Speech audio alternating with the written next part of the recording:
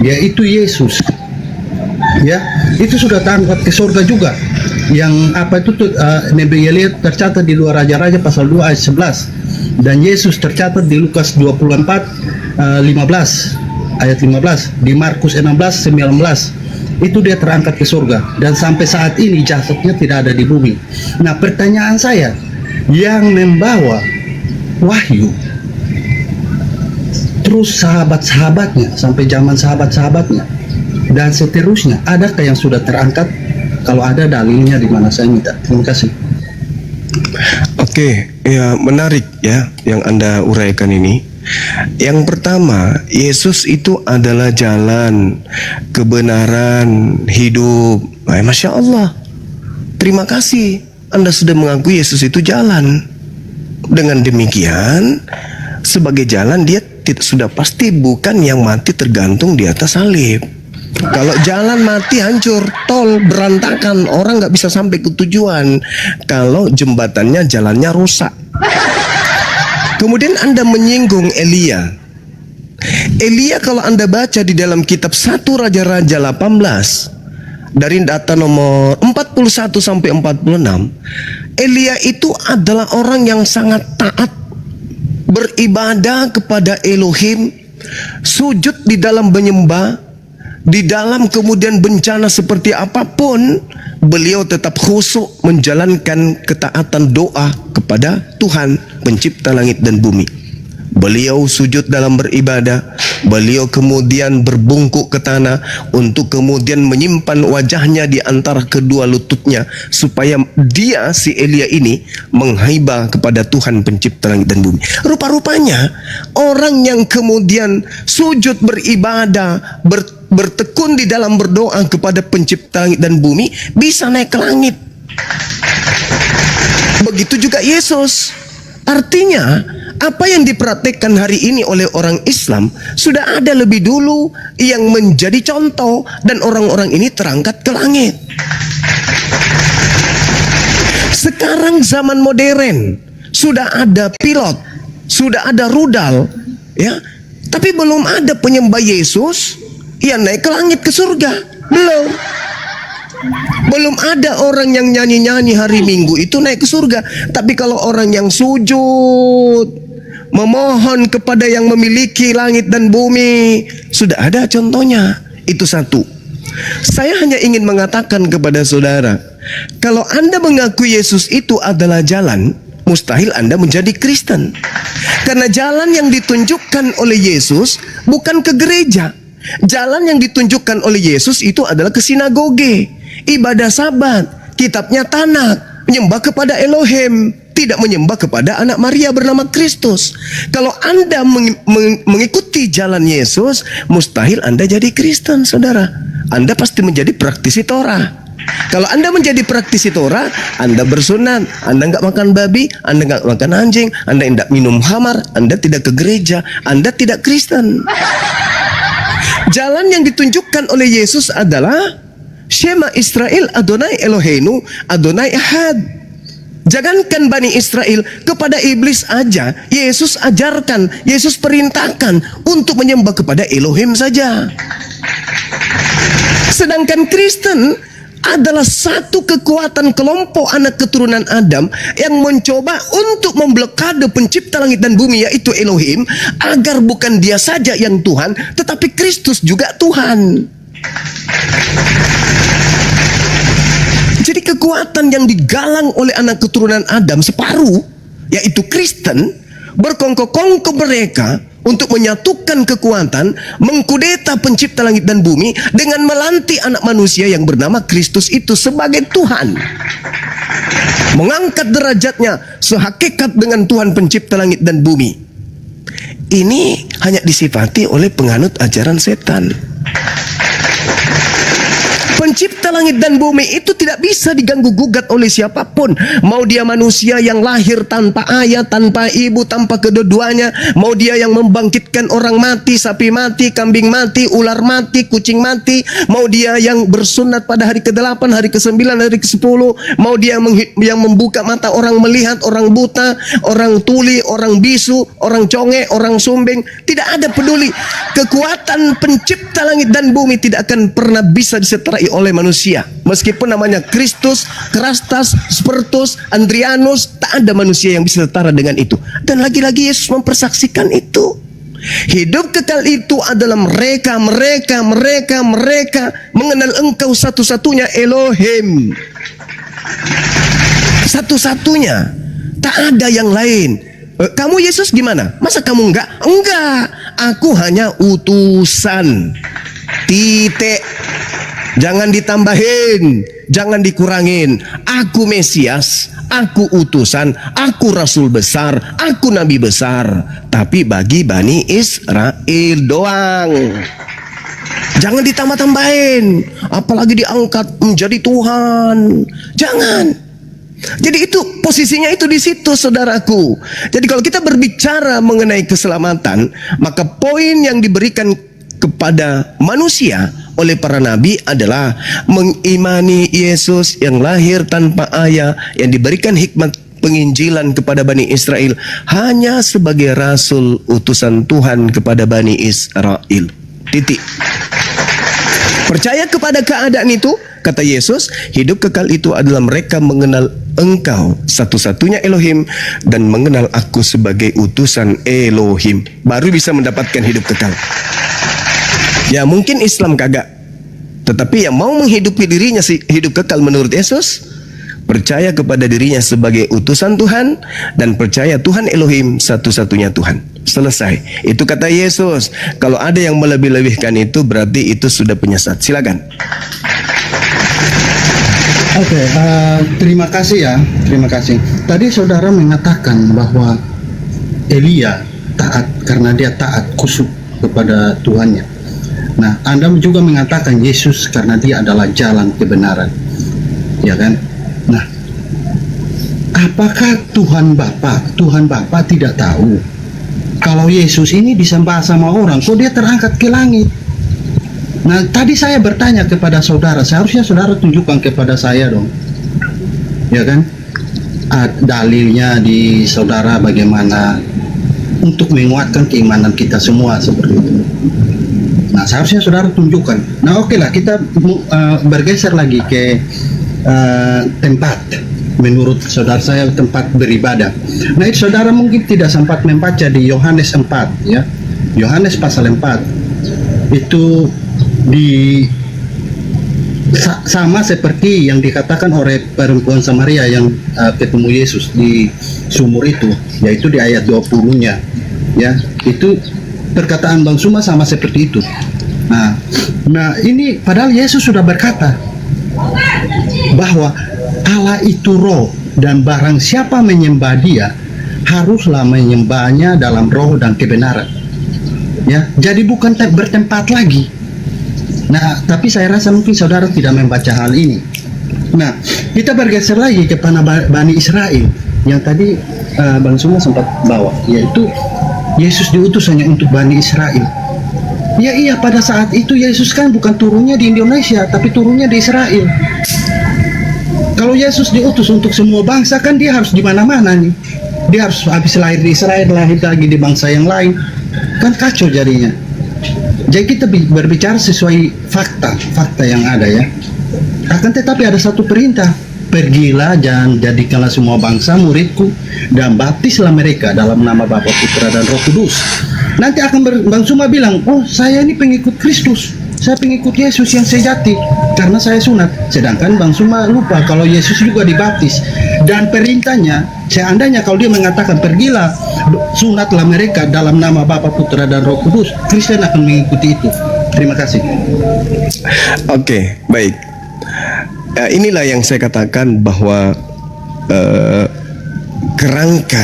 kerangka berpikir dan kemudian pengajaran Yesus itu menjadi kacau kacau karena Kristen ini adalah kelompok yang ingin mendudukkan Yesus itu sebagai tokoh, sehingga semua aturan yang Yesus sampaikan itu ditabrak. Saya kasih minimal 2. Yang pertama, Yesus berpesan kepada ke-12 muridnya. Matius 10 nomor 5 nomor 6. Yesus berpesan kepada ke-12 muridnya agar jangan ke bangsa lain, melainkan pergilah ke domba-domba yang sesat dari umat Israel. Itu yang pertama. Dikuatkan pengakuan Yesus sendiri. Matius 15:24, aku diutus hanya kepada domba yang sesat dari umat Israel. Dikuatkan lagi doanya Yesus di dalam Yohanes 17 nomor 9, aku berdoa bukan untuk dunia, aku berdoa untuk mereka Bani Israel. Itu yang pertama. Yang kedua, kepada mereka domba-domba Israel, orang-orang pilihannya Yesus, Yesus berpesan, waspadalah kepada penyesat yang datang kepadamu dengan memakai nama Yesus dan berkata, akulah Kristus. Berarti akan ada penyesat yang datang kepada murid Yesus, mengaku Yesus Kristus, dan menyesatkan banyak orang. Jadi kalau hari ini ada orang yang mengatasnamakan dirinya sebagai pengikut Kristus, pergilah ke seluruh dunia, jadikanlah seluruh bangsa menjadi muridku. Inilah yang diwaspadai oleh murid-murid Yesus. Inilah yang diwaspadai. Penyesat yang datang dengan memakai nama Yesus dan berkata, akulah Kristus, kepadaku telah diberi kuasa, pergilah ke seluruh dunia, jadikanlah seluruh bangsa menjadi muridku. Bertentangan terhadap pengajaran Yesus yang dia berkata, murid-muridnya melarang, Yesus melarang murid-muridnya ke bangsa lain atau ke bangsa orang Samaria, melainkan hanya kepada domba yang sesat dari umat Israel. Tiba-tiba ada yang mengaku Yesus Kristus keluar dari kubur dan mengatakan, pergilah ke seluruh dunia, jadikanlah seluruh bangsa menjadi pengikutku. Itu adalah dua oknum yang berbeda yang Yesus sudah nubuatkan, waspadalah kepada penyesat yang datang dengan memakai namaku. Jadi di dalam Matius 24 nomor 4, nomor 5, waspadalah kepada penyesat yang datang kepadamu dengan memakai namaku dan berkata, akulah Kristus. Dia akan menyesatkan banyak orang. Ini ucapan Yesus kepada pihak kedua muridnya. Kristen adalah pihak kelima. Siapa pihak ketiganya? Kristus palsu. Siapa pihak keempatnya? Yaitu nabi palsu. Siapa pihak kelimanya? Pengikut-pengikut nabi palsu yang menerima pengajaran dari si Kristus palsu.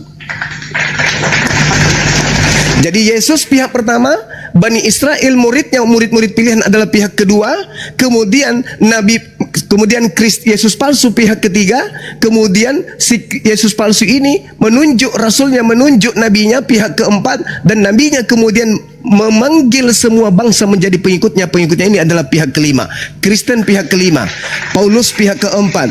Kristus yang datang kepada Paulus mengaku, akulah Kristus yang kau aniaya, adalah pihak ketiga. Dan murid-murid Yesus Bani Israel adalah pihak kedua, Yesus sendiri pihak pertama. Pihak kedua Yesus berkata, pihak pertama Yesus berkata kepada pihak kedua muridnya, waspadalah kepada penyesat. Pihak ketiga, penyesat yaitu pihak ketiga, mengaku Yesus Kristus. Nah, di mana Yesus menyinggung pihak keempat? Di dalam Matius 24 yang sama, data nomor 24. Sebab pihak-pihak ketiga, Yesus palsu, Kristus palsu, dan nabi-nabi palsu, tuh disebut di situ. Dan nabi-nabi palsu akan datang, akan banyak melakukan mukjizat dan menyesatkan orang-orang pilihan juga. Jadi kalau Anda sehari ini membawa nama Yesus, yang Anda bawa itu bukan nabi rasulnya Bani Israel, yaitu anak Maria, bukan, tapi Yesus Kristus yang datang kepada Paulus. Itulah yang Anda ikuti. Nah, karena kita berbicara mengenai jaminan keselamatan, yang Anda ikuti ini yaitu Yesus Kristus, yang Anda kemudian bernubuat mengusir setan, kemudian bermujizat pakai namanya. Ketika nanti di hari kebangkitan Anda dipertemukan dengan Yesus yang asli menyangkal, aku tidak mengenal kalian. Yang kalian ikuti itu adalah si palsu, yang dulu murid-muridku aku minta mereka waspada kepadanya, tapi ternyata kalian yang terperangkap di dalamnya. Enyahlah daripadaku, aku tidak mengenal kalian, kalian semua adalah pembuat kejahatan. Demikian. Terima kasih Bang Suma. Bang Suma, saya tidak tahu, mungkin lupa atau bagaimana, tapi Bang Suma tidak menjawab setiap apa yang saya tanyakan. Oh, ada pertanyaan. Sorry, silakan. Pertanyaannya apa? Ya, tapi tidak masalah, saya selesaikan dulu ya. Nanti saya ulang pertanyaan saya. Oke. Nah, saya tahu Bang Suma akan melarikan ini kepada bahwa rasul palsu itu adalah seorang rasul, yaitu Paulus. Saya tahu itu. Jadi walaupun Bang Suma belum sempat sampaikan, tapi saya udah bisa terka ini jatuhnya kemana. Nah, oke, saya akan tunjukkan kepada saudara saya ya. Kita harus tahu bahwa kitab Kisah Para Rasul itu bukan ditulis oleh Paulus, ya, tapi ditulis oleh Lukas. Nah, bagaimana mungkin seseorang yang apabila dia palsu dan tidak diakui disahkan oleh rasul-rasul yang lain, mana mungkin mereka menulis tentang dia? Kita bisa lihat di Kisah Para Rasul itu waktu pertama kali itu di Kisah Para Rasul 7 ayatnya yang ke-58, ya kan? Itu di sana kita bisa lihat bahwa Paulus itu awalnya Saulus, dia adalah orang yang jahat. Jadi dia dulunya sebelum bertobat dia adalah orang yang jahat. Tapi kita bisa lihat pertobatannya dia di Kisah Para Rasul 9. Masih di kitab yang sama, Kisah Para Rasul 9 ayat 1 sampai 19. Nah, itu dia bertobat. Akhirnya dia bersama ini Barnabas. Itu di Kisah Para Rasul 19 ayat 19 sampai 30. Ya. Nah, dan banyak lagi, ya, dan banyak lagi. Kita bisa lihat apa saja yang dilakukan Paulus setelah bertobat dan apa saja yang bisa dilakukan Paulus sebelum bertobat. Yaitu sebelum bertobat Paulus itu seorang jahat, dia menganiaya pengikut Kristus dan dia tidak bermujizat, ya kan? Dia tidak bermujizat pada saat belum bertobat nih. Nah, setelah bertobat dia sudah bisa berbuat mujizat. Nah, mujizatnya apa saja? Yaitu di Kisah Para Rasul 19 ayat 11 sampai 12, yaitu sapu tangannya dia, bahkan kain bekas pakainya dia itu bisa menyembuhkan orang, bahkan berbagai penyakit seperti itu. Nah, di 2 Korintus 12 ayat 12 itu Paulus juga membuat banyak mujizat di sana. Ya, kita lihat di Kisah Para Rasul 14 ayat 8 sampai 10 itu orang lumpuh disembuhkan. Ya, bahkan di Kisah Para Rasul 16 ayat 16 sampai 18 itu roh jahat dilepaskan. Ya, roh jahat, orang yang kerasukan itu dibebaskan. Mohon izin Bang Rames, kita langsung ke pokok pertanyaan Abang aja. Apa yang mau Abang pertanyakan kepada Abang Suma, silakan Bang. Iya, saya selesaikan dulu. Terus di Kisah Para Rasul 16 ayat 26, di Kisah Para Rasul juga itu tentang penyihir ya, yang bahkan Paulus dengan perkataannya penyihir itu bisa buta. Nah, itu kelebihannya. Apakah Tuhan ini tidak tahu bahwa seorang yang palsu bisa dikasih begitu banyak hal-hal yang luar biasa seperti itu? Nah, saya tadi bertanya kepada Bang Suma, seharusnya Bang Suma menjawab saya dong, ya kan? Seharusnya Bang Suma tunjukkan kepada saya datanya bahwa adakah yang sudah terangkat ke surga atau ke langit lah dan jasadnya tidak ada di bumi. Ini terhitung dari yang bawa wahyu, karena tadi saya sudah bilang bahwa yang bawa wahyu yaitu Yahudi saya sudah akui. Karena apa? Yahudi kebenarannya salah satunya tokoh utama yaitu Nabi Elia, Nabi besar Elia sudah terangkat ke surga. Itu pertanyaan saya sangat sederhana.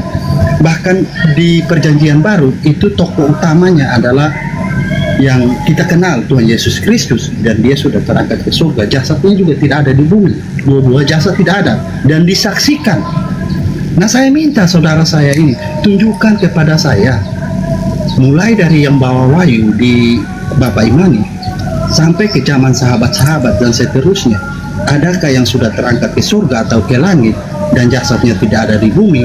Kalau ada, datanya di mana? Itu yang saya minta. Terima kasih. Oke, itu pertanyaannya. Al-Quran surah An-Nisa ayat 158. A'udzubillahi minasyaitonirrajim. Barrafa'ahullahu ilaihi wa kana Allahu azizan hakima. Yang terangkat ke langit itu Nabi Isa alaihi salam, Nabi kami yang datang ke tengah-tengah Bani Israel. Itu tanpa melalui kematian, lengkap jasad terangkat ke langit. Udah ya. Nah, kemudian ketika Anda menceritakan tentang mujizat-mujizat Paulus, justru menggenapi nubuatan. Matius 24 nomor 24, Kristus palsu dan nabi palsu akan datang dan akan banyak melakukan mukjizat. Sekiranya dengan mukjizat itu dia akan menyesatkan orang-orang pilihan juga.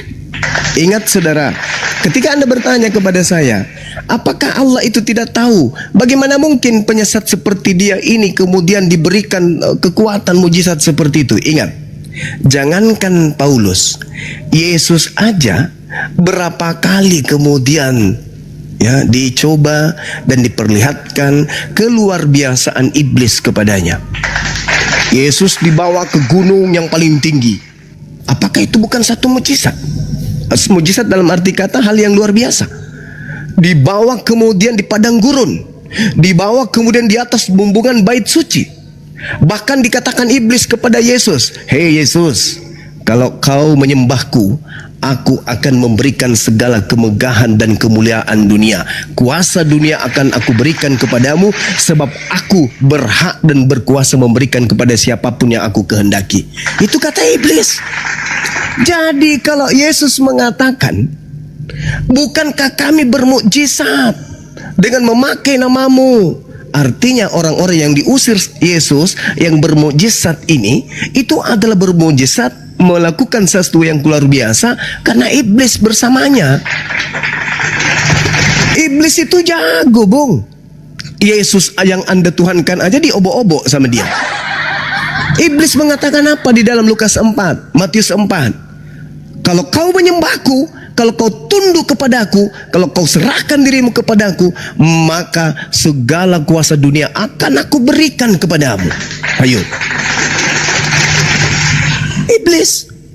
Iblis akan mempersenjatai utusannya ke bumi, di mana utusannya itu dipakai untuk mengajak orang menyembah kepada Sibilisis.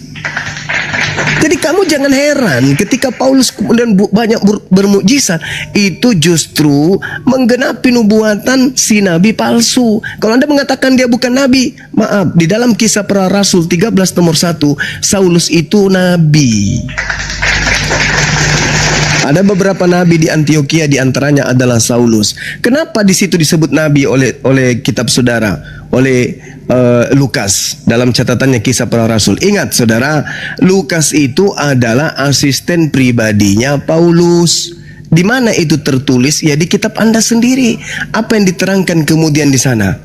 Dia mengatakan bahwasanya Lukas ini adalah orang yang paling dekat, dan Lukas sendiri yang diminta oleh Paulus untuk kemudian mencari dan menemukan Markus. Di dalam 2 Timotius 4 nomor 11, apa kata Paulus? Hanya Lukas yang tinggal dengan aku. Jemputlah Markus dan bawalah dia ke sini, karena Markus itu pelayanannya penting bagiku. Jadi ada dua asisten Paulus itu yang mensuplai kemudian buku kekristen. Yang pertama Lukas mensuplai buku Lukas dan juga Kisah Para Rasul. Yang pertama asisten kedua bernama Markus yang mensuplai buku Markus kepada kalian. Agar dipahami. Jadi Paulus mengatakan hanya Lukas yang tinggal dengan aku. Jemputlah Markus. Nah, jemput Markus supaya Lukas dan Markus menjadi asisten untuk mencatat apa-apa saja yang penting untuk kerasulan dan kenabian Paulus. Ini penting untuk Anda pahami. Jadi sekali lagi saya katakan, ketika Anda bangga dengan mukjizat-mukjizat Paulus, justru itu terima kasih telah menggenapi nabi palsu yang datang lengkap dengan mukjizat sekiranya mungkin menyesatkan orang pilihan juga. Saya kira begitu, silakan. Oke, terima kasih Bang Suma, luar biasa ya jawabannya. Oke, terima kasih. Saya minta tadi, mungkin karena Bang Suma kurang dengar atau bagaimana, atau mungkin karena terlalu banyak sehingga Bang Suma lupa apa kalimat saya. Tapi saya ulangi lagi. Saya kan tadi minta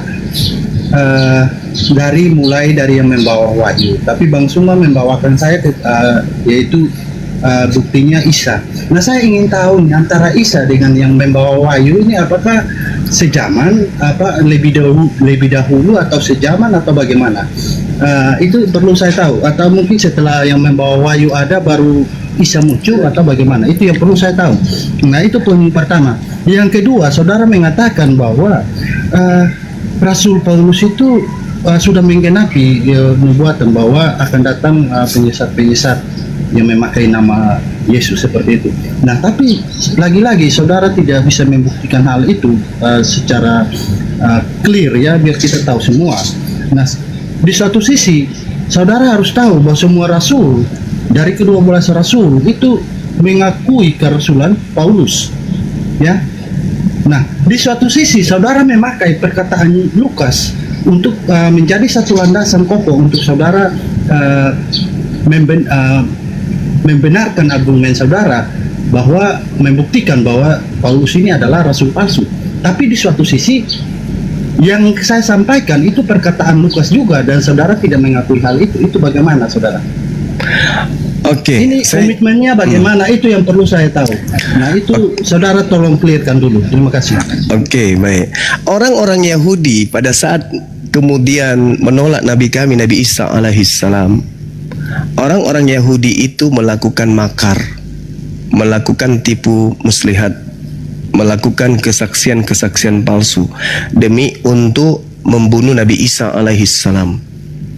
Oleh karena itulah kemudian Allah menghukum mereka. Hukuman yang Allah berikan kemudian ketika dikatakan dalam Al-Quran, wa makaru wa makarallah wallahu khairul makirin. Mereka hendak menipu, tetapi Allah balas tipuan mereka. Sesungguhnya Allah adalah sebaik-baiknya pembalas kejahatan. Kenapa kemudian kami tidak menolak kitab saudara dan kami tidak menerima kitab saudara? Kami berada di tengah, menolak tidak, nerima tidak. Kenapa? Karena kami paham Al-Quran menceritakan itu, bahwasanya orang-orang Bani Israel ahli kitab itu memutarbalikkan lidah mereka di dalam menyampaikan sebuah narasi tentang Tuhan. Al-Quran surah Al-Ma'idah pun Allah subhanahu wa ta'ala menjelaskan bahwasanya Nabi Muhammad sallallahu alaihi wasallam itu turun ke atas muka bumi, diutus oleh Allah untuk menjelaskan isi kitab yang sebagian disembunyikan, sebagian tidak disembunyikan. Makanya kami diminta oleh agama kami, oleh Rasulullah, jangan menolak ajaran mereka, jangan menolak kitab mereka, dan jangan pula kau terima. Kenapa? Karena di dalamnya masih ada pemberitaan tentang hal-hal yang dulu. Al-Quran mengatakan, ya ahlal kitab qad ja'akum rasuluna yubayyinu lakum katsiran mimma kuntum tukhfuna minal kitab wa ya'funa an katsir. Wahai ahli kitab, wahai orang Yahudi, Rasul kami telah datang kepadamu, yaitu Nabi Muhammad sallallahu alaihi wasallam, menjelaskan kepadamu banyak hal dari isi kitab yang kamu sembunyikan. Kami menggunakan data yang Anda gunakan, karena Al-Quran saya mengatakan kitab itu telah disembunyikan, dan banyak pula yang dibiarkannya untuk tidak dijelaskan. Kalau kitabnya disembunyikan dan Lukas, Markus, Matius, Yohanes, Paulus adalah penyelidik atau peneliti daripada berita peristiwa yang terjadi pada masa itu, berarti informasi dari kitab yang disembunyikan itu mau tidak mau baunya aromanya masih ada di dalam Bible. Karena dituliskan oleh wartawan hasil penyelidikan. Berarti apa yang disembunyikan oleh mereka ahli kitab yang kemudian diterangkan oleh Al-Quranul Karim oleh Nabi saya, pasti ada setidaknya kesamaan. Karena Al-Quran mengatakan itu, ya ahlal kitab qad ja'akum rasuluna yubayyinu lakum katsiran mimma kuntum tukhfuna minal kitab wa ya'funa an katsir. Wahai ahli kitab, Nabiku Muhammad telah datang kepadamu, menjelaskan kepadamu banyak hal dari isi kitab yang kamu sembunyikan. Nah, berarti ada kesamaan dari yang dijelaskan oleh Nabi Muhammad dengan kitab yang disembunyikan, ada kesamaan. Sedangkan kitab saudara bukanlah kitab yang disembunyikan itu, melainkan kitab yang menorehkan tentang kesaksian orang yang menceritakan tentang peristiwa-peristiwa yang terjadi pada Nabi Isa, atau yang kalian katakan Yesus, terhadap Bani Israel, dan terhadap kepada Tuhan yang menciptakan langit dan bumi. Dan itu ada kesamaan poin. Itu yang perlu saudara pahami. Kemudian tadi Anda berbicara, apakah Nabi Isa itu sama dengan yang menerima wahyu? Nabi Muhammad memerintahkan kepada kami beriman kepada nabi-nabi. Tidak sempurna iman kami kalau kami tidak beriman. Kami beriman kepada Nabi Isa alaihissalam yang kalian sebut Yesus. Di dalam Al-Quran dikatakan barrafa'ahullahu ilaihi wa kana Allahu azizan hakima. Allah mengangkat Nabi Isa, nabi kami. Anda kan bertanya siapa yang diangkat? Nabi Muhammad mengatakan nabi kita, Nabi Isa alaihissalam itu diangkat. Lalu jauh daripada itu Al-Quran mengatakan apa? Wala tahsabanna alladhina qutilu fi sabilillahi amwata bal ahya inda rabbihim yurzaqun. Ali Imran ayat 69. Jangan kau mengira bahwa orang yang wafat, orang yang gugur di dalam jalan Allah itu mati. Tidak. Mereka hidup. Mereka memperoleh rezeki di sisi Tuhannya. Tuh, kata Al-Quran saya. Berarti orang yang berjuang, orang yang mati dalam perang, orang yang kemudian berbakti kepada suami, berbakti kepada istri, berbakti kepada keluarganya, jihad mereka dalam pandangan Islam, mati mereka dalam jihadnya, mereka itu tidak mati, mereka tetap hidup. Berarti boleh saya katakan seluruh umat Islam yang sudah meninggal dunia itu masih hidup. Al-Quran yang mengatakan itu, surah Ali Imran ayat 169. Nah, sekarang saya ingin tahu dari saudara, karena ini berbicara mengenai keselamatan. Ada nggak jaminan keselamatan dari Yesus kepada orang yang hidup di luar Yahudi? Karena Yesus hanya mengatakan begini di dalam Yohanes 10:27. Aku mengenal muridku, mereka mengenal aku, mereka mendengarkan suaraku dan mengikuti aku.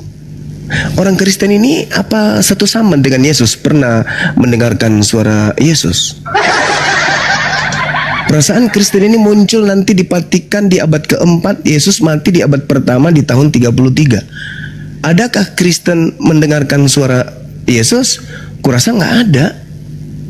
Jadi yang mendengarkan suara Yesus itu adalah murid-muridnya, Bani Israel saja yang hidup sesama dengannya. Lalu yang mendengarkan langsung kupingnya dengan mulutnya Yesus, inilah yang diutus kemudian kepada non-Yahudi yang sesat, yaitu pergilah kepada domba-dombaku yang sesat dari umat Israel. Aku mengenal pengikutku, pengikutku itu adalah mereka yang mendengarkan suaraku dan mengikuti aku. Aliteng tidak ada hidup di abad pertama. Aliteng pengikut Paulus itu ada di Antioquia, ada di Turki, bukan di Yerusalem bersama dengan Yesus. Sekira begitu, saudara, silakan nanti adinda saya yang lain bisa nanggapin. Saya izin ibadah sejenak. Silakan. Oke, terima kasih Bang Sumat. Tadi jawaban Bang Sumat tentang Isa itu datang di zaman yang sesuai dengan pertanyaan saya, yaitu di zaman sebelum Rasul atau sesudah Rasul itu suaranya sempat hilang, jadi saya tidak sempat mendengar ya. Tapi tidak apa, itu pertanyaan saya dan saya menghargai jawaban dari Bang Suma. seperti itu. Nah, saudara Bang Zuma ini mengatakan bahwa kitab-kitab itu sudah dirubah-rubah dengan satu dia punya dasar, yaitu di dalam kitabnya dia mengatakan hal demikian. Ya saya juga is okay dengan hal itu, tapi seharusnya itu kan dari kitabnya dia. Seharusnya dia bisa buktikan dari kitab saya dong, bahwa kitab ini sudah dirubah-rubah seperti perkataan yang dia katakan itu. Karena kita tidak boleh mengklaim dari satu kitab saja seperti itu. Seharusnya seperti itu. Nah, terus Bang Suma mengatakan bahwa apakah Kristen mendengar suara Yesus? Nah, yang dimaksud dengan suara itu apa? Suara itu sebagai baik lisan maupun tulisan seperti itu, Bang Suma. Ya, kami percaya, kami mengimani bahwa Alkitab itu adalah firman Tuhan seperti itu. Ya, mungkin itu saja. Nanti kurang-kurangnya nanti baru menjelaskan lagi. Terima kasih. Ya, alhamdulillah ya teman-teman ya, penjelasan Bang Zuma sangat jelas dan terang ya, dan kita bisa memahaminya. Terserah gimana Bang Rames menanggapinya, Bang Rames memahami apa tidak, itu tidak diutamakan dalam diskusi abang ini. Biarkan penonton yang menilainya. Bang Zuma udah jelas dan menekankan jawabannya sangat terang. Nah, kembali kita kepada Bang Adi Tiger. Ada yang mau ditanyakan lagi Bang Adi, karena ada juga di sini Bang Adriansah kita di sini. Aku sapa dulu Banyak ya, saya pamit turun dulu ya. Makasih ya udah. Oke, siap. Bang Ardi, assalamualaikum warahmatullahi wabarakatuh. Waalaikumsalam warahmatullahi wabarakatuh. Lanjut. Oke, siap. Bang Adi. Iya, Bang Adi. Iya. Ya, ini ada Bang Ardiansah, silakan. Silakan bantu Mi. Aku ada yang mau diselesaikan bentar. Lanjut. Oke. Bang Adi, atau tetap dengan tema yang sama atau kita ganti tema karena narasumber dari Islam. Gimana Bang Adi? Gurunda kemana? Itu sholat bentar Bang. Sholat. Oh gitu. Boleh. Silakan. Ngikut aja saya. Oke Bang Adi, atau ganti Bang Rames tema. tadi mana? Bang Rames tadi mana? Oh, mencret ya Bang, gitulah Bang kira-kira ya Bang. Gini Bang Adi, atau kita ganti tema atau konsep keselamatan tersebut, atau kita bahas karena ini ada Abang Ardiansah ya yang memahami tentang kitab suci, atau kita ke tema mana kitab yang asli suci atau yang tidak, gimana? Yang mudah aja bagi dia, kasihan kalau yang berat. Oh siap Bang. Atau boleh Abang yang menentukan temanya, silakan Bang Adi. Ya, tanya dia aja, mau tema ketuhanan atau gimana tuh? Iya, Gimana? Tetap aja konsep keselamatan gitu Kak Mikana. Oke, Dari siap. sana nanti baru kita meluas ke yang mana. Bang Ardi, gitu. sepertinya Bang Adi ini masih ragu dengan keselamatannya, makanya itu mulu yang dari tadi. Lanjut Bang Ardi. Alhamdulillah mulai ragu dia Yang keselamatan. dipahami dengan baik itu dia Bang Singa. Ya, silakan Iya, Bang iya. Adi. Lanjut Bang Ardi. Ya. A'udzubillahi minasyaitonirrajim. Bismillahirrahmanirrahim. Assalamualaikum warahmatullahi wabarakatuh teman-teman semuanya. Waalaikumsalam warahmatullahi wabarakatuh. Lanjut.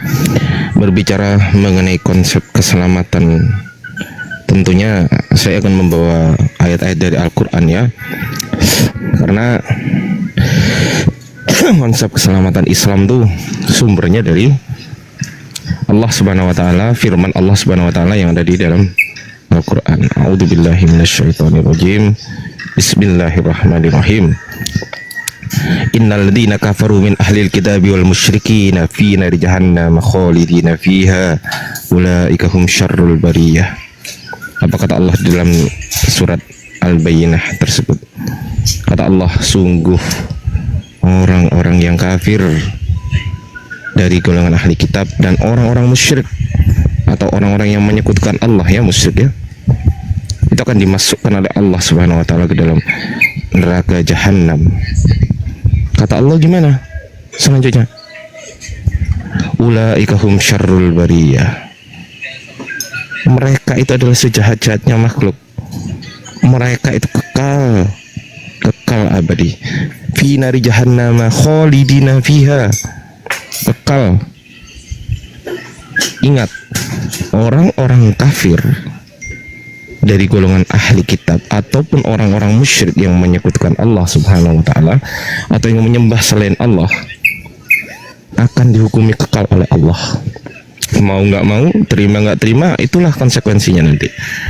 Kemudian bagaimana kata Allah Subhanahu wa taala selanjutnya? Innal ladina amanu, sesungguhnya orang-orang yang beriman, wa amilus solihati, dan mengerjakan amal-amal soleh atau amal-amal baik, ulaika hum khairul bariyah, mereka itu adalah sebaik-baiknya makhluk.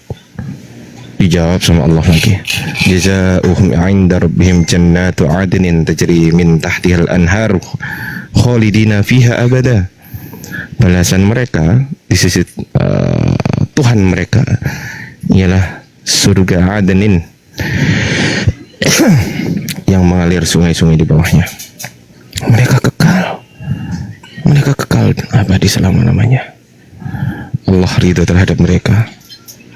Radhiyallahu anhum wa radu'an, dzalika liman khasyya rabbah. Yang demikian itu adalah balasan bagi orang yang takut kepada Tuhannya. Ingat, janji Allah ini nyata. Janji Allah ini akan tepat pada waktunya nanti kelak di akhirat.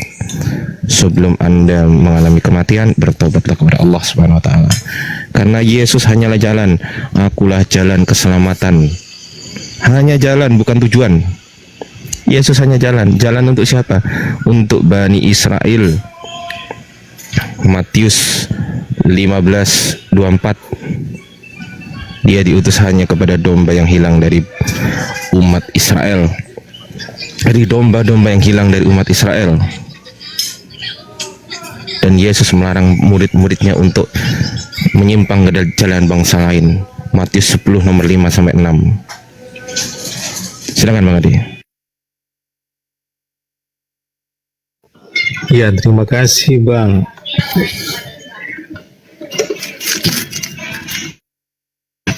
Ya, terima kasih untuk penjelasan Bang Andi.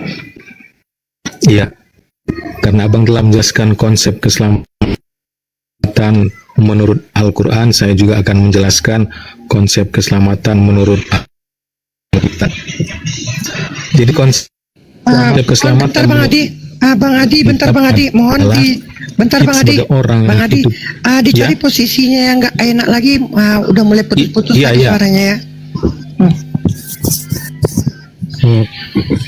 Shalom, kalau gini Kak Mikana. Bagus Bang, lanjut Bang. Oke, terima kasih. Ya, konsep keselamatan menurut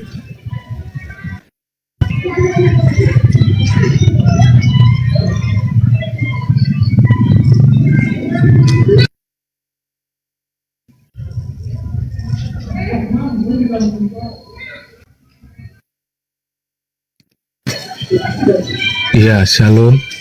Jadi konsep keselamatan menurut Alkitab adalah bahwa orang-orang yang hidup di zaman saat ini, mereka ini atau orang-orang yang hidup di zaman ini, mereka itu harus pertama-tama dengar berita Injil, ya kan?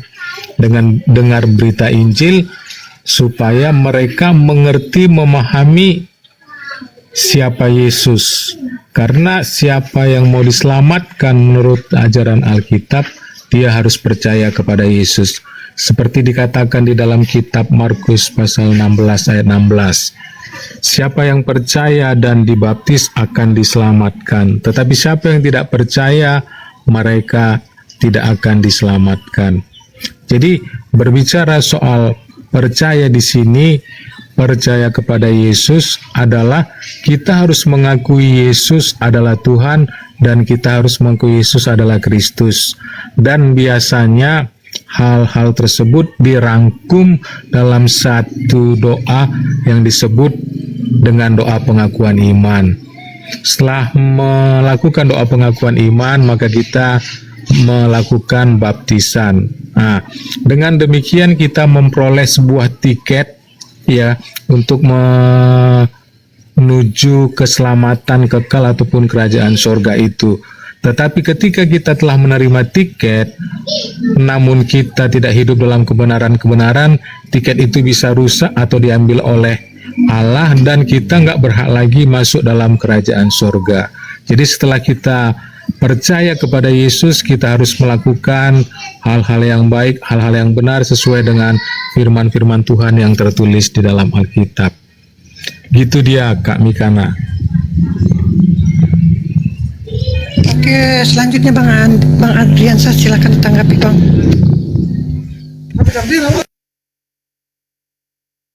Udah kah? Ya.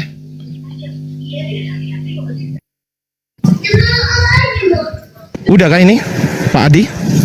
Udah Bang. Bang, udah. Jadi gini, Pak Adi bisa komunikasi nggak Pak Adi? Oh iya Bang, iya. Oke, menurut Anda Yesus itu untuk siapa? Coba, keselamatan yang diberikan oleh Yesus itu untuk siapa ya? Tuh. Ya, saya menyimpulkan keselamatan untuk Yesus itu adalah untuk orang-orang yang percaya kepada Yesus. Karena itu tertulis jelas dalam kitab Yohanes pasal 3 ayat 16. Karena begitu besar kasih Allah akan dunia ini sehingga yang mengaruniakan anak yang tunggal supaya setiap orang yang percaya kepadanya tidak binasa melainkan beroleh hidup yang kekal. Itu dia Bang. Ya, maksud saya gini, Yesus itu untuk siapa gitu loh. Dia mengatakan itu kepada siapa dan untuk siapa Yesus itu? Ada nggak keterangan bahwasanya Yesus itu untuk siapa gitu? Ada nggak? Ya, itu karena tertulis dalam kitab Yohanes pasal 1 ya, pasal 1 ayat yang ke-11, pasal 1 ayat yang ke-11 yang tertulis demikian.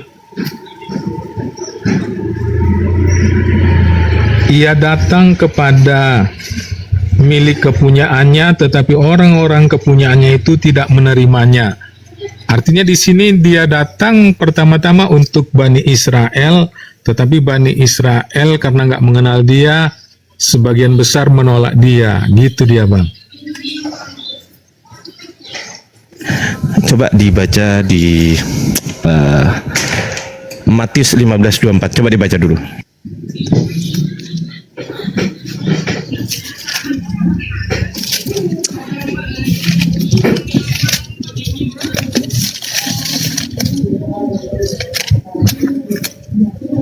Ya, Matius 15 ayat 24 demikian tertulis.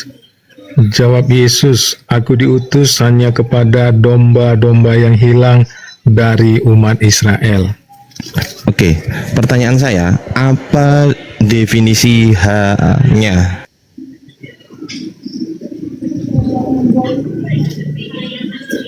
Hanya mengkhususkan kepada satu golongan atau satu bentuk individu atau satu bentuk badan gitu. Mungkinkah dia inkonsistensi?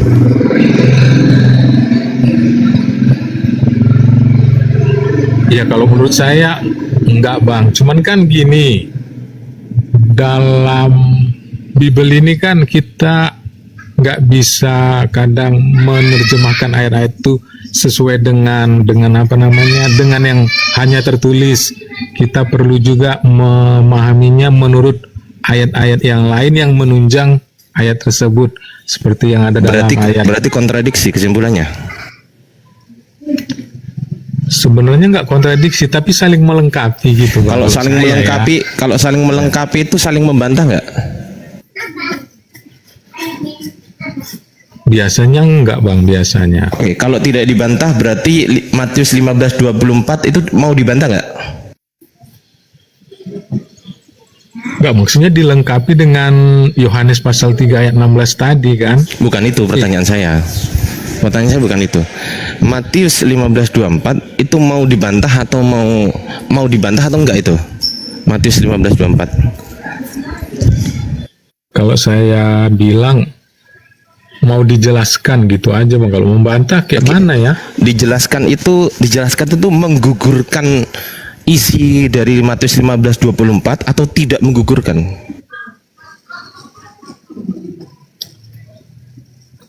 Iya, kalau saya tetap apa itu tadi, tetap apa namanya? Tetap pada prinsip untuk melengkapi, untuk menyempurnakan. Nah, gitu dia, Bang. Bukan itu pertanyaan saya. Pertanyaan saya bukan itu. Pertanyaan saya, Matius 15:24 ini mau digagalkan atau enggak gitu loh? Enggak kan? Ya, jelas enggak lah, Bang. Enggak, oke. Kalau tidak digagalkan berarti fix ya, Yesus diutus hanya, ada tertulis hanya untuk domba-domba yang hilang dari Bani Israel, betul ya? Hanya ya? Ada tertulis hanya nggak itu? Iya, ada. Oke, hanya. Nah kan? Nah, kenapa kok harus cuman dan kenapa harus ada tapi, Bang? Ayolah jujur, jangan gitu, Bang.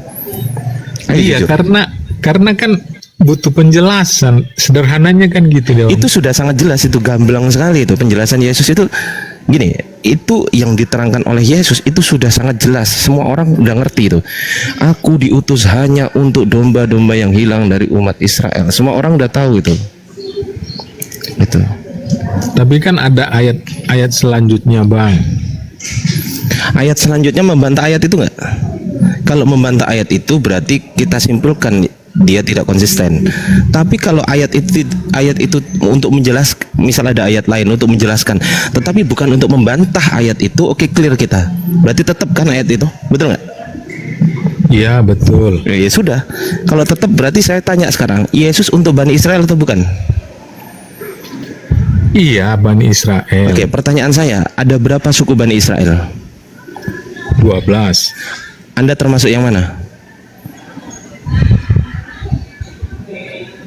Iya, kalau dari Indonesia belum ada termasuk lah, Bang.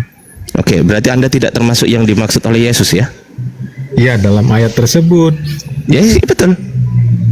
Ayat tersebut kan tidak bertentangan dengan ayat lain, betul? Betul? Iya, cuman kan perlu Ada cuman lagi. perlengkapan. Kata tapi itu bantahan, Bang. Iya, maksudnya gini loh, Bang. Kan? Karena ayat-ayat dalam Alkitab itu kan kadang nggak bisa berdiri sendiri, dan Oh, ini menyepelekan Yesus ini namanya ini.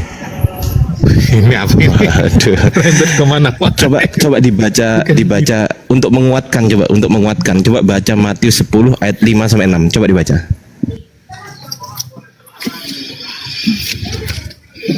Iya, saya akan baca Matius 10 ayat 5 sampai 6. Izin bentar sambil mencari Bang Adi. Gurunda kena Bennett Bang. Loh, kok bisa, Bang? Iya, karena ada oten di bawah Bang. Bentar kita sapa dulu satu-satu ya yang baru masuk. Selamat sore Bang Remi. Bang Remi Islam apa Kristen nih Bang Remi? 3 kali disapa nggak menjawab, diturunkan ya Bang Remi ya. Bang Remi Islam apa Kristen? Bang Remi. Oh, nggak tahu. Lanjut. Silakan dibaca, Bang Adi.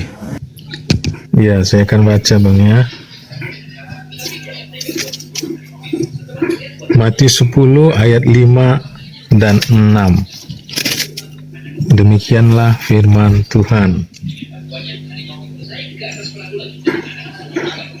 Ke-12 murid itu diutus oleh Yesus, dan ia berpesan kepada mereka, janganlah kamu menyimpang ke jalan bangsa lain atau masuk ke dalam kota orang Samaria, melainkan pergilah kepada domba-domba yang hilang dari umat Israel.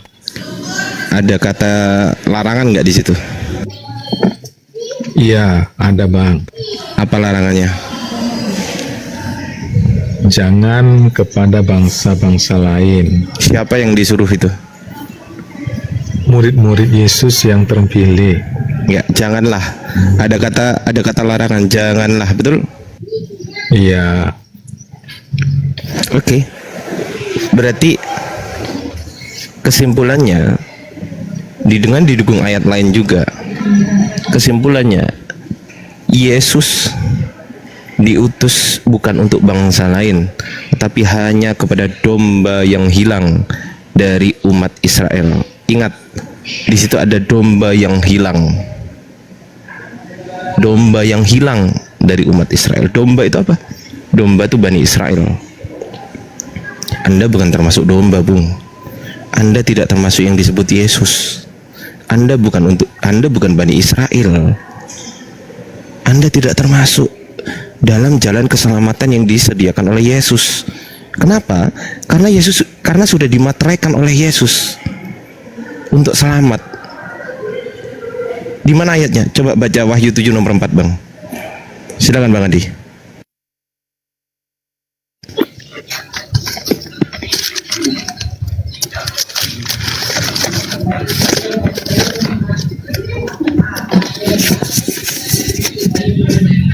Oke Bang, Wahyu 7 ayat keempat saya akan bacakan. Dan aku mendengar Ada si bom-bom lagi. Di mute si bom-bomnya. Oke, selamat sore Kang Beu. Kang Beu. Aku 5 menit lagi ya Bang Singa, karena aku mau ngajar ya. Lanjut. Sip. Selamat sore Baik Kang Bang Beu. Ardi. Silakan dibacakan dulu. Iya, saya akan bacakan. Dan aku mendengar jumlah mereka yang dimateraikan itu 144.000 telah dimateraikan dari semua suku keturunan Israel. Itu dia. Ya, Anda termasuk yang dimateraikan nggak? Iya, kalau dari ayat itu enggak lah Bang. Banyak sekali ayat-ayat yang ada di kitab Anda tidak mendukung bahwasanya Anda masuk ke situ. Banyak sekali Bang. Bahkan itu Anda percaya sebagai kitab Anda. Anehnya, Anda menentang kitab Anda. Oh, kalau dari ayat itu enggak lah, saya enggak termasuk. Matius 15:24. Oh iya, kalau dari ayat itu saya enggak termasuk Bani Israel, Bang. Matius 10 nomor 5 sampai 6. Oh iya, kalau dari ayat itu saya juga enggak termasuk. Matius 19:28. Oh iya, saya juga enggak termasuk di ayat itu. Enggak termasuk semua tuh. Kenapa masih memaksakan bahwasanya Bang Adi itu diselamatkan oleh Yesus? Padahal ayat-ayatnya sudah jelas.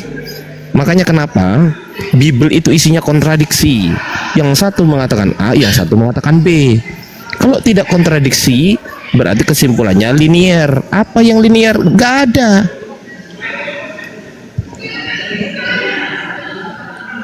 Gak ada. Di satu sisi mengatakan A, di satu sisi mengatakan B. Coba baca Matius 28 ayat 19. Pergilah ke segala bangsa dan beritakanlah Injil kepada segala bangsa, dan jadikanlah mereka dan baptislah mereka dalam nama Bapa, Putra dan Roh Kudus. Bayangkan, di satu sisi di Matius 10 nomor 5 sampai 6, Yesus mengatakan hanya untuk janganlah ke bangsa lain. Tapi di Matius 28 Yesus menyuruh ke bangsa lain. Ini gimana ini? Ayo berpikir. Tak kasih tahu Bang Adi ya. Matius 28 ayat 16, 17, 18, 19, 20 itu adalah ayat yang ditambahkan pada abad keempat. Di abad ketiga ayat itu nggak ada. Abad kedua ayat itu nggak ada. Abad pertama ayat itu nggak ada. Itu ditambahkan di abad keempat di Kodeks Sinaiticus dan Kodeks Vatikanus tertua itu. Coba dipahami, nggak mungkin Yesus itu mengingkari atau membantah perkataannya sendiri. Itu aja dari saya. Kurang lebihnya saya mohon maaf. Saya izin mute dulu karena saya izin ngajar ya. Bang Adi, Bang Singa, assalamualaikum warahmatullahi wabarakatuh. Waalaikumsalam warahmatullahi wabarakatuh. Oke, Bang Zakel, Islam apa Kristen, Bang Zakel? Bang Zakel? 1, 3. Oke. Ya uduhu na ya uduhu. Bang Adi gimana Bang Adi? Ya, Mau diperpanjang masalahnya apa gimana nih? Jadi masih Yesus masih Tuhan ya? Iyalah bang. Iya. Kalau Yesus Tuhan, Bapa siapa itu bang? Gimana bang? Kalau Bapa siapa itu? Tuhan juga. Ya kita jawabnya harus pakai konsep Tritunggal bang, supaya kita jangan Iya pakai dalil, nggak pakai dalil. Konsep Tritunggal itu ada nggak sih di Bible? Sehingga abang membutuhkan konsep itu gitu loh. Nggak pakai Bible abang menjawab. Iya, dasar-dasar firman Tuhannya nggak ada bang, cuman pemahaman Diada-adain aja ya, diada-adain ya. Ini Tepuk tangan. Bang Adi, sebetulnya Bang Adi ya harus memahami lagi ya. Sebetulnya konsep Tritunggal itu tidak ada di Bible ya. Kenapa? Karena konsep Tritunggal itu diciptakan oleh seorang manusia yang namanya Tertullianus ya. Dan konsep Tritunggal itu adanya di abad kedua. Dialah yang membuat Allah itu menjadi tiga dalam satu pribadi, tiga pribadi dalam satu hakikat. Dalam bahasa Latinnya una substantia tres personae. Betul nggak Bang? Bang Adi, ya, betul nggak? kayaknya kurang tepat kak. Karena gini dia kan, kalau kita nggak masuk ke dalam konsep Tritunggal, maka kita seperti banyak orang memahami Tuhan itu menjadi tiga. Coba abang terangkan satu ayat aja yang mana konsep Tritunggal itu yang masuk logisnya. Iya, kalau saya sendiri memahaminya lebih enak dari 1 Yohanes pasal 5 ayat 7 sampai 8 dia kan. Coba abang bacakan. Bentar ya, saya carikan.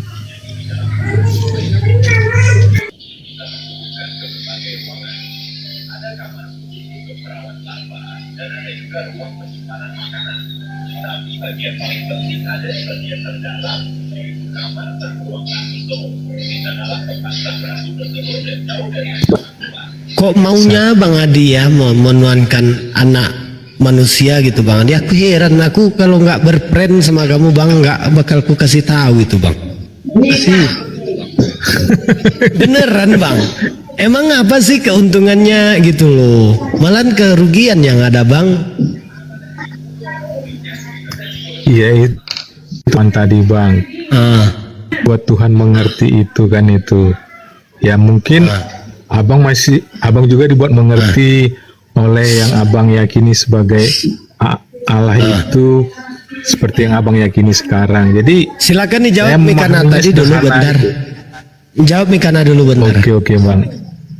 Oke Bang, iya.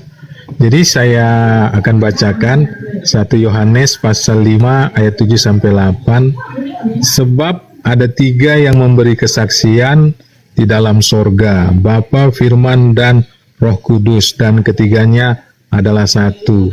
Dan ada 3 yang memberi kesaksian di bumi, roh dan air dan darah, dan ketiganya adalah satu. Oke, gitu baik. dia, Kak. Bentar, ini Bu Darni ini bagianku ya. Awas Bu Darni kalau lari aku masukin ke karung kemudian ku bawa ke padang, ku kasih makan umpan ikan gurame. Lanjut. Iya. Bu Darni tahu nggak? Karung, Bang.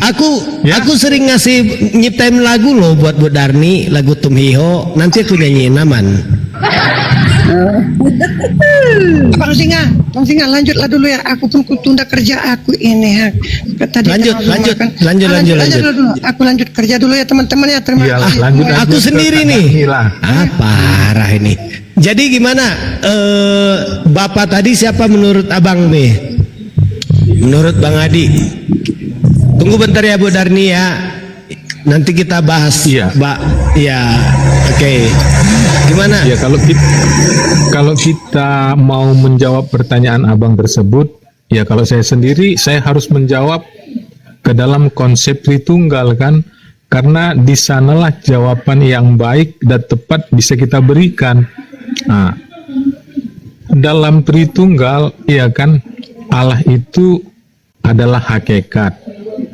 Dan dalam kehakikatan itu kita harus melihat Allah jumlah tapi dalam kebagaimanaan.